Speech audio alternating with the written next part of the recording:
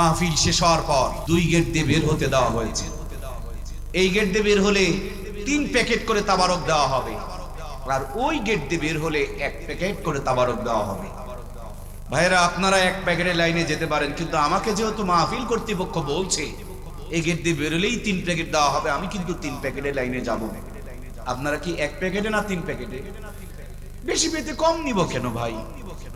তাবারক নেওয়ার বেলায় 1 প্যাকেটের লাইনে গেলাম না, 3 প্যাকেটের লাইনটা ধরলাম। আর আপনার ছেলেকে স্কুলে শুধু দিনে দেয়, মাদ্রাসায় দিনেও দেয়, রাতেও দেয়, ভোরেও দেয়, দুনিয়ারটাও দেয়, আখিরাতেরটাও দেয়, এরপরও ছেলেটাকে আপনি মাদ্রাসায় কেন দিলেন না? আমি জানি এই কারণে আপনি দিলেন না। মনে মনে ভেবেছেন যে মাদ্রাসায় পড়লে মনে হয় ভাত পাবে। আবার শিওর করে বলছি দরদের ভাইয়েরা আমার, মাদ্রাসায় পড়ায়া দেখেন, ভাত খাওয়া লাগবে না, আল্লাহ তাআলা সারা জীবন বিরিয়ানি খাওয়ার ব্যবস্থা করে দিবে। সুবহানাল্লাহ।